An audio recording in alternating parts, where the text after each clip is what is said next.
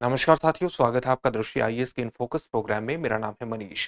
हाल ही में बेंगलुरु में falcon coins gallery ने भारतीय पुरातत्व सर्वेक्षण के सहयोग से विजयनगर साम्राज्य से संबंधित कुछ महत्वपूर्ण ताम्र पट्टियों का अनावरण किया। ये ताम्र पट्टियां विजयनगर साम्राज्य के महत्वपूर्ण शासक देवराय प्रथम के राज्याभिषेक से संबंधित हैं, जो संगम राजवंश के बारे में कुछ महत्वपूर्ण जानकारियां प्रदान करती हैं। इनका एक विशिष्ट ऐतिहासिक महत्व है और साथ ही देवराय प्रथम के बारे में भी कुछ महत्वपूर्ण जानकारियां प्रदान करती हैं। तो आज इस वीडियो के माध्यम से इनके यानी ताम्रपट्टियों की ऐतिहासिक महत्व को जानेंगे और साथ ही देवराय प्रथम के बारे में भी कुछ महत्वपूर्ण जानकारी हासिल करेंगे। सबसे पहले देखते हैं कि इस पूरे टॉपिक के अंतर्गत किन पक्षों पर बात होगी। सबसे पहले खबर को विस्तार से जानना है, जिसके कारण ये पूरा टॉपिक चर्चा में है। इसके यहाँ पर हमें पता लग जाएगा कि ताम्रपट्टियां किस तरह की जानकारी देती हैं। तो इन ताम्रपट्टियों के विशिष्ट ऐतिहासिक महत्व को जानने का प्रयास करेंगे। फिर देखेंगे देवराय प्रथम के बारे में सामान्य जानकारी, इनका कार्यकाल कब से कब तक था और साथ ही इन्होंने किस प्रकार के महत्वपूर्ण कार्य करवाए, चाहे वो ऐतिहासिक, चाहे वो साहित्य से जुड़े हुए हों या सिंचाई योजनाओं से जुड़े हुए हों। फिर आपके लिए एक अभ्यास प्रश्न होगा, जिसका उत्तर आपको कमेंट बॉक्स में कमेंट करके देना होगा। ये जो पूरा विषय है यूपीएससी की मुख्य परीक्षा की सामान्य अध्ययन प्रश्न पत्र 1 से जुड़ा हुआ है। उसके भारतीय इतिहास जैसे खंड से जोड़ करके आप उसे देख सकते हैं। हम अपने प्रोग्राम में आगे बढ़े उससे पहले आप हमारे चैनल को सब्सक्राइब जरूर करिए और बेल आइकन दबाइए, ताकि सभी प्रोग्राम का नोटिफिकेशन आपको मिले। इन प्रोग्राम से आप जुड़े, इनका लाभ उठाएं। साथ ही इन सभी प्रोग्राम की पीडीएफ फाइल आपको इन फोकस दृष्टि आईएएस के टेलीग्राम चैनल पर उपलब्ध कराई जा रही है। डिस्क्रिप्शन में दिए गए लिंक पर जाकर आप पीडीएफ फाइल डाउनलोड कर सकते हैं। तो खबर को विस्तार से जानते हैं। खबर यही है कि हाल ही में बेंगलुरु में फाल्कन कॉइन्स गैलरी ने भारतीय पुरातत्व सर्वेक्षण के सहयोग से कुछ महत्वपूर्ण तांबे की पट्टियों का अनावरण किया, जो विजयनगर साम्राज्य के संगम वंश के शासक देवराय प्रथम के शासनकाल या आप कह सकते हैं राज्याभिषेक के समय से जुड़ी हुई है।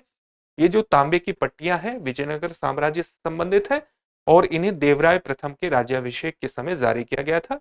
विजयनगर साम्राज्य कहां पर स्थित था? दक्षिण भारत में स्थित था। इसकी स्थापना कब हुई थी? 1336 ईस्वी में हुई थी। इसके पतन की शुरुआत कब से मानी जाती है? 1565 के तालीकोटा के युद्ध से। तालीकोटा के युद्ध से इसके पतन की शुरुआत हुई और फिर 17वीं और 18वीं शताब्दी तक इसका पूर्ण पतन हमें देखने को मिलता है। और विजयनगर साम्राज्य में आप देख सकते हैं कि अपने सबसे उत्कृष्ट काल में इसने दक्षिण भारत के एक बहुत बड़े हिस्से को कवर कर लिया था। आप ये विजयनगर यहाँ देख सकते हैं और कृष्णा नदी और तुंगभद्रा नदी के बीच में ये पड़ता है। कृष्णा और तुंगभद्रा के बीच का जो क्षेत्र था वो किस नाम से जाना जाता है? ऐतिहासिक रूप से रायचूर दोआब के नाम से जाना जाता है। ये अपने आप में एक ऐतिहासिक महत्व रखता है रायचूर दोआब, क्योंकि ये उपजाऊ बहुत था और कृषि उत्पादन के दृष्टिकोण से विशिष्ट महत्व इसका है, ऐतिहासिक महत्व इसका है रायचूर दोआब का। और जब विजयनगर साम्राज्य अपने उत्कृष्ट कालखंड में था, तो पूरे दक्षिण भारत में विजयनगर साम्राज्य का एक अपना प्रभाव हुआ करता था। तो विजयनगर साम्राज्य 1336 में स्थापित हुआ था। 1565 में तालीकोटा की लड़ाई से इसके पतन की शुरुआत हो गई थी और जो तांबे की पट्टियों का अनावरण हुआ है वो विजयनगर साम्राज्य के महत्वपूर्ण शासक देवराय प्रथम के राज्याभिषेक के समय का है। और इनका राज्याभिषेक कब हुआ था? 1406 ईस्वी में हुआ था। आयोजकों के अनुसार, यानी जिन्होंने इन ताम्रपट्टियों का अनावरण किया है, उनके अनुसार इस ताम्रपत्र की मुहर पर वामन की छवि अंकित है, जो कि विष्णु की एक अवतार है। जबकि जो सामान्य तौर पर विजयनगर साम्राज्य के अलग अलग ताम्रपत्रों पर हमें जो चिन्ह प्राप्त होते हैं वो राज चिन्ह वराह की छवि के प्राप्त होते हैं। यानी विजयनगर साम्राज्य का जो राज चिन्ह था वो वराह की छवि का था, लेकिन यहां पर जो हमें ताम्रपत्र प्राप्त हुए हैं उन पर वामन की छवि हमें प्राप्त हुई है। चाहे वो वराह की छवि हो चाहे वामन की छवि हो, आप जानते हैं वराह और वामन दोनों विष्णु के ही अवतार माने गए हैं। तो इन ताम्रपत्रों पर हमें वामन की छवि प्राप्त होती है। इनके ऐतिहासिक महत्व को जानेंगे, लेकिन उससे पहले आपके लिए एक महत्वपूर्ण सूचना यह है कि दृष्टि आईएएस के नोएडा शाखा में हिंदी और अंग्रेजी माध्यम के बैच प्रारंभ हो रहे हैं।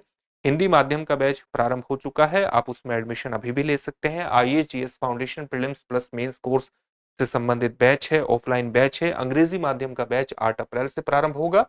समय दोनों की ही शाम को 6 बजे टाइमिंग है इनकी। आप 87501 87501 पर कॉल भी कर सकते हैं। इस कॉल के माध्यम से अपने एडमिशन को सुनिश्चित कर सकते हैं। अब हम देखते हैं इसके जो ताम्र पट्टियां प्राप्त हुई है इनका ऐतिहासिक महत्व क्या है।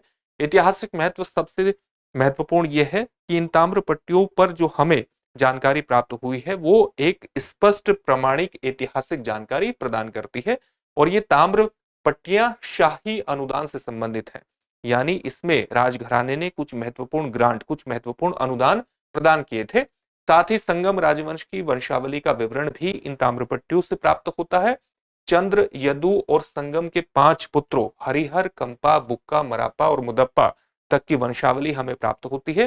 तांबे की प्लेटों पर जो हमें तारीख प्राप्त होती है वो शक संवत 1388 की है, जो आज के ईस्वी के हिसाब से, ईस्वी सन के हिसाब से कब की बैठती है, 5 नवंबर 1406 ईस्वी के अनुरूप बैठती है, जब देवराय प्रथम का राज्याभिषेक हुआ। पट्टिकाएं देवराय प्रथम की पूर्व में अपुष्ट राज्याभिषेक तिथि की पुष्टि कर देती हैं। यानी राज्याभिषेक, जो देवराय प्रथम का राज्याभिषेक की तारीख है वो पहले अपुष्ट मानी जाती थी, लेकिन इन ताम्र पट्टियों से सीधे तौर पर एक स्पष्ट प्रमाण हमें मिल जाता है कि देवराय प्रथम का जो राज्याभिषेक है वो 1406 ईस्वी में ही हुआ था। राज्याभिषेक जब हुआ था तो ब्राह्मणों को गुडीपल्ली गांव के अनुदान का दस्तावेजीकरण का साक्ष्य भी हमें प्राप्त होता है। इन ताम्रपट्टियों से हमें प्राप्त ये पता चलता है कि देवराय प्रथम के राज्याभिषेक के समय गुडीपल्ली गांव ब्राह्मणों को अनुदान में प्रदान किया गया था, जिसमें 2 हैमलेट थे, 2 छोटी छोटी बस्तियां थी। वो कौन थी? राजेंद्रमदा और उदयपल्ली नाम के 2 हैमलेट्स भी इस गुडीपल्ला गांव में शामिल थे। गांव का नाम बदल करके क्या कर दिया गया? देवरायपुरा अग्रहारा रखा गया और इसे ब्राह्मणों के बीच 61 हिस्सों में बांट दिया गया। और ब्राह्मणों की हिस्सेदारी को किस आधार पर तय किया गया? उनकी वैदिक संबद्धता के आधार पर तय किया गया। यानी उनके जो वैदिक एक प्रकार से क्लासिफिकेशन, वर्गीकरण है, उसके आधार पर, वैदिक संबद्धता के आधार पर तय कर दिया गया कि वो ऋग्वेदीय हैं, यजुर्वेदीय हैं या शुक्ल यजुर्वेदीय हैं। इसको आधार बनाया गया कि उनमें कितनी जमीन हिस्सेदारी में आएगी उनके।